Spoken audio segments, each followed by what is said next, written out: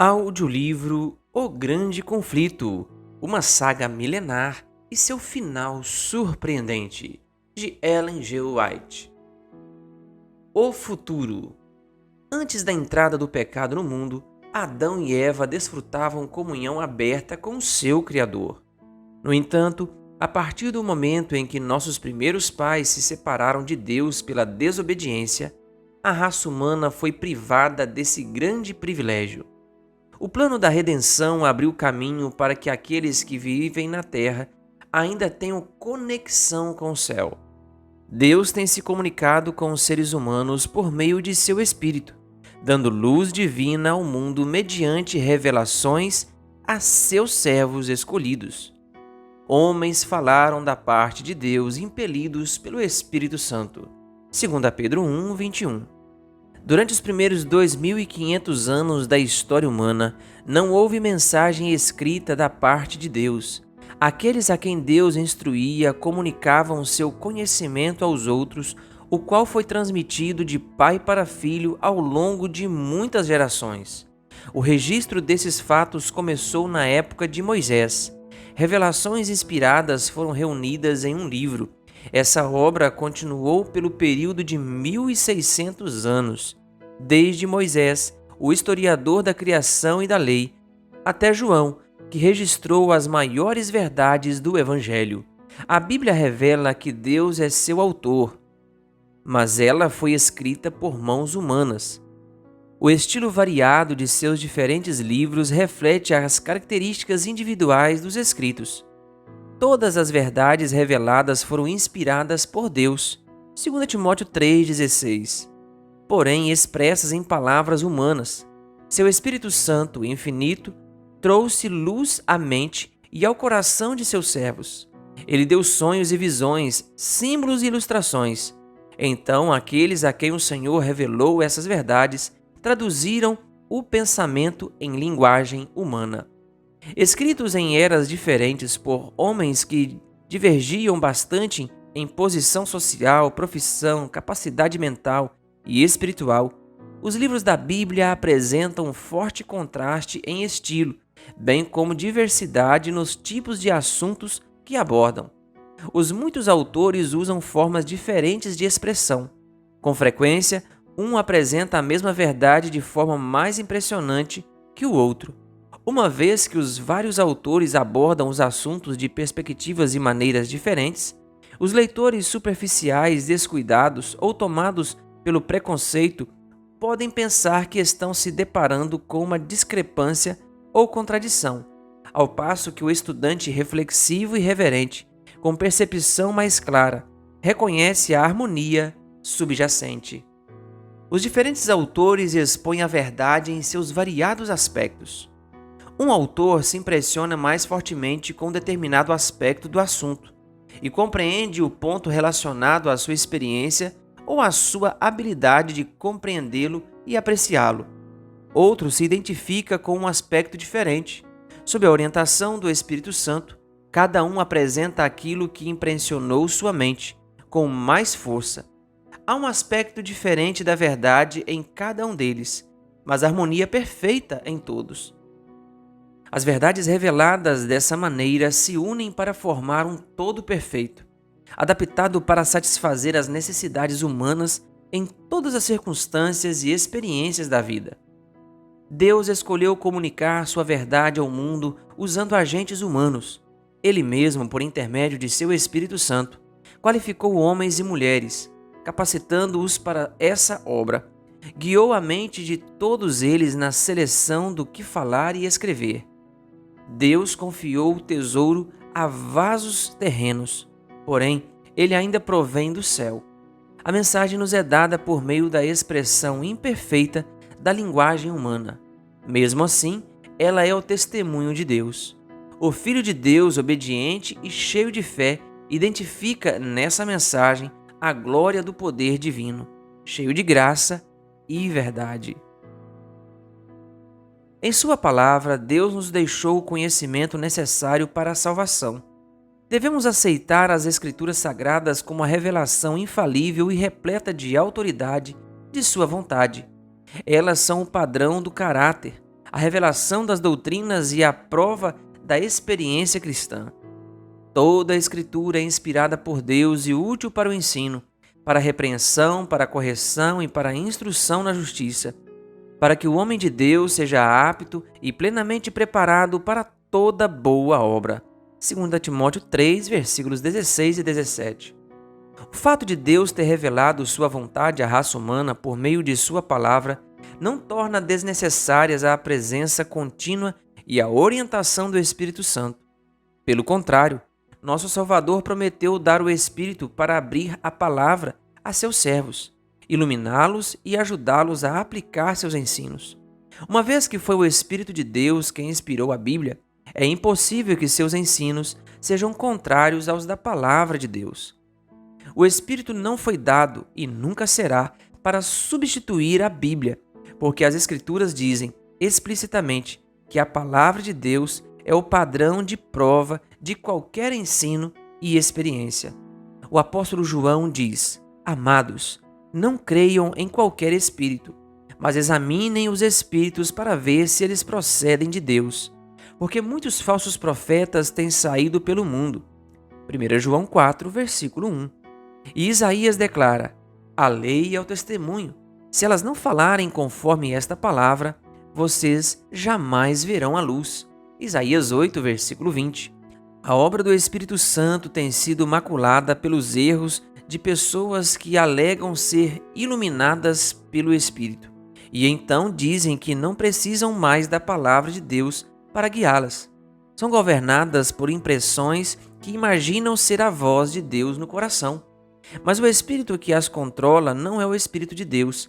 Essa prática de seguir impressões enquanto se negligencia as Escrituras só pode acarretar confusão, engano e ruína. Serve apenas para auxiliar os planos do maligno, uma vez que o ministério do Espírito Santo é de importância vital para a Igreja de Cristo. Um dos planos de Satanás é usar os erros de extremistas e fanáticos para colocar a obra do Espírito em descrédito e levar o povo de Deus a negligenciar essa fonte de força que o próprio Senhor nos providenciou. Em harmonia com a palavra de Deus, seu Espírito continuaria a trabalhar no decorrer da era evangélica. Durante as épocas em que as Escrituras, tanto do Antigo quanto do Novo Testamento, estavam sendo produzidas, o Espírito Santo não parou de comunicar luz a mentes individuais, mesmo em separado das revelações que deveriam ser incluídas no livro da Bíblia. As próprias Escrituras contam como as pessoas receberam advertências, reprimendas, conselhos e instruções por meio do Espírito Santo em questões não relacionadas ao processo de escrita da Bíblia. Também menciona profetas em diferentes eras cujas mensagens não foram registradas. Da mesma maneira, depois que a Bíblia foi concluída, o Espírito Santo continuaria a trabalhar a fim de iluminar, advertir e consolar os filhos de Deus. Jesus prometeu a seus discípulos: Mas o Conselheiro, o Espírito Santo, que o Pai enviará em meu nome, lhes ensinará todas as coisas e lhes fará lembrar tudo o que eu lhes disse. Mas quando o Espírito da verdade vier, ele os guiará a toda a verdade e lhes anunciará o que está por vir. João 14, versículos 26 e 16, versículo 13. As Escrituras ensinam claramente que essas promessas, em vez de limitar aos dias dos apóstolos, se estendem à Igreja de Cristo em todas as eras. O Salvador garante a seus seguidores: E eu estarei sempre com vocês, até o fim dos tempos. Mateus 28, versículo 20.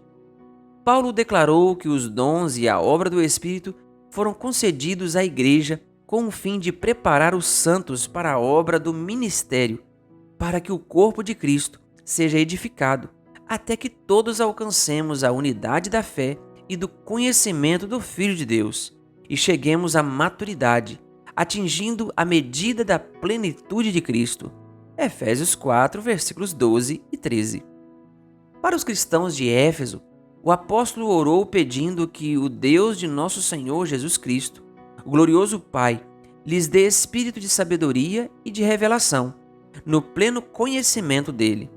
Oro também para que os olhos do coração de vocês sejam iluminados, a fim de que vocês conheçam a esperança para a qual ele os chamou, e a incomparável grandeza do seu poder para conosco, os que cremos. Efésios 1, versículos 17 a 19. O ministério do Divino Espírito para esclarecer o entendimento e abrir a mente às coisas profundas da Santa Palavra de Deus era a bênção que Paulo buscava para a igreja de Éfeso. Após o maravilhoso derramamento do Espírito Santo no dia de Pentecostes, Pedro apelou ao povo que se arrependesse e fosse batizado em nome de Cristo para o perdão dos pecados.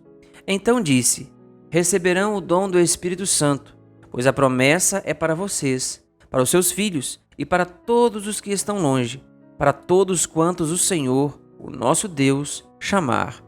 Atos 2, versículos 38 a 39.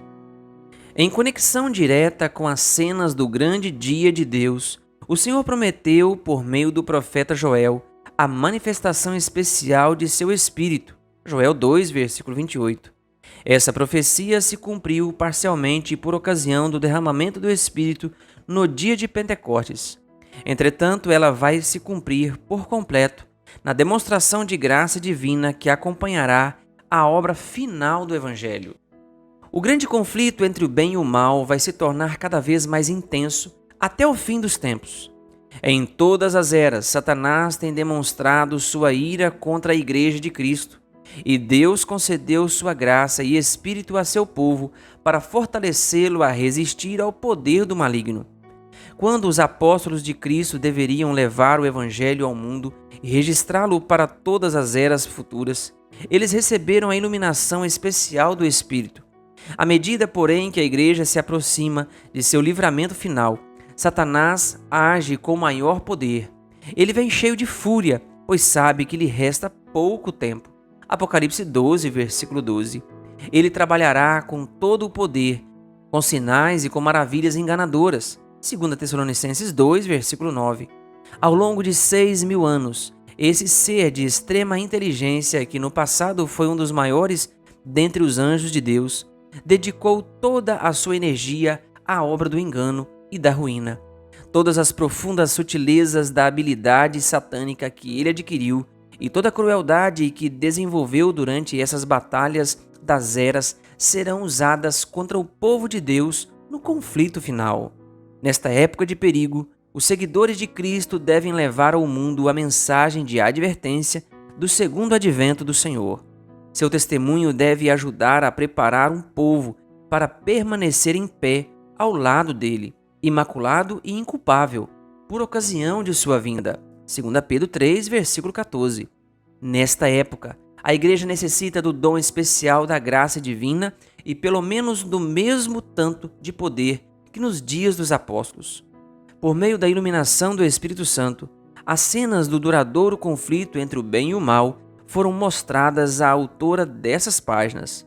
De tempos em tempos, me foi permitido ver o desenrolar, em diferentes eras, do grande conflito entre Cristo, o príncipe da vida, o autor de nossa salvação, e Satanás, o príncipe do mal, o autor do pecado, o primeiro transgressor da santa lei de Deus. A maldade de Satanás contra Cristo tem sido direcionada contra os seguidores de Jesus. Em toda a história do passado, é possível identificar o mesmo ódio aos princípios da lei de Deus, a mesma prática de engano por meio da qual Satanás tentou fazer o erro parecer verdade, substituir a lei divina pelas leis humanas e levar o povo a adorar a criatura em lugar do Criador. Em todas as eras, Satanás tem tentado continuamente fazer uma representação incorreta do caráter de Deus, levar as pessoas a se apegarem a um conceito falso do Criador e vê-lo com medo e ódio, em vez de amor.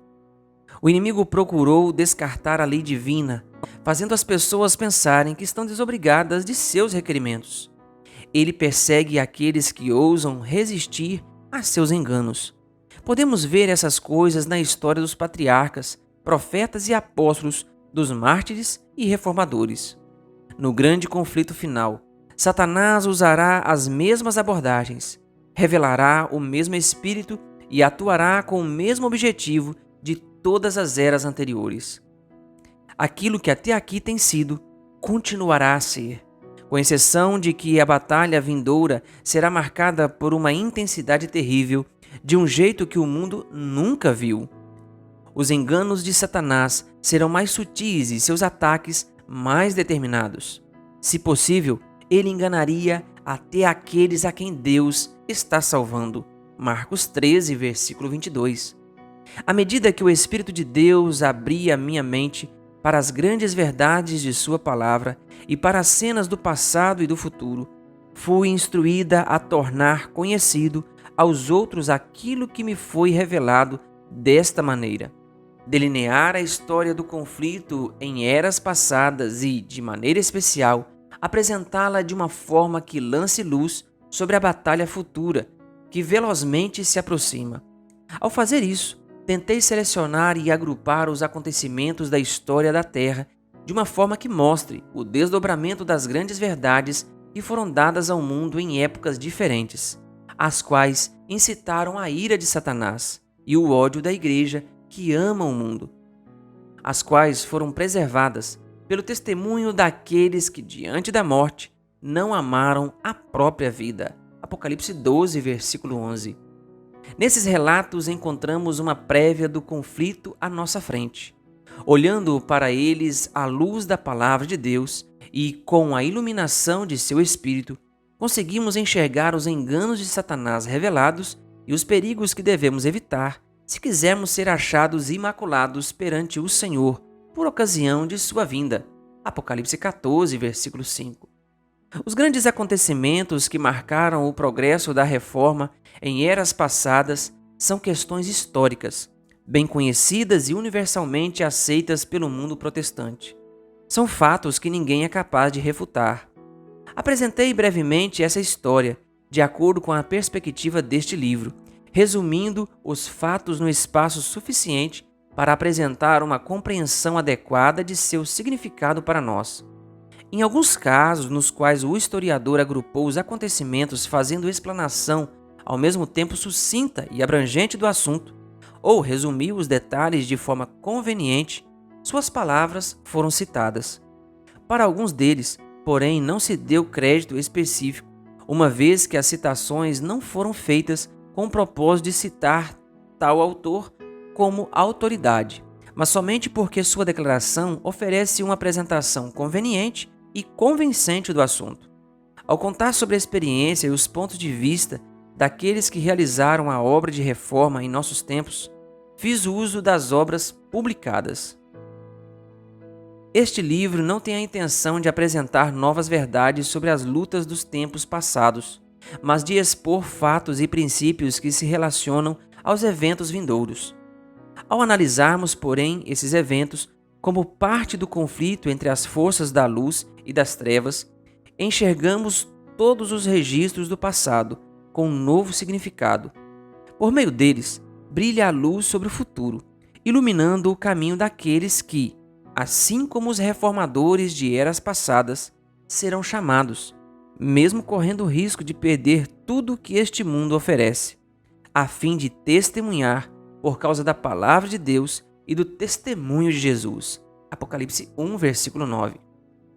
O propósito deste livro é mostrar as cenas do grande conflito entre a verdade e o erro, revelar os enganos de Satanás e como podemos resistir a ele com sucesso, apresentar uma solução satisfatória para o grande problema do mal, lançando luz sobre a origem e o fim definitivo do pecado de uma forma que revela plenamente a justiça e a bondade de Deus em todo o seu relacionamento com suas criaturas, demonstrando a natureza santa e imutável de sua lei.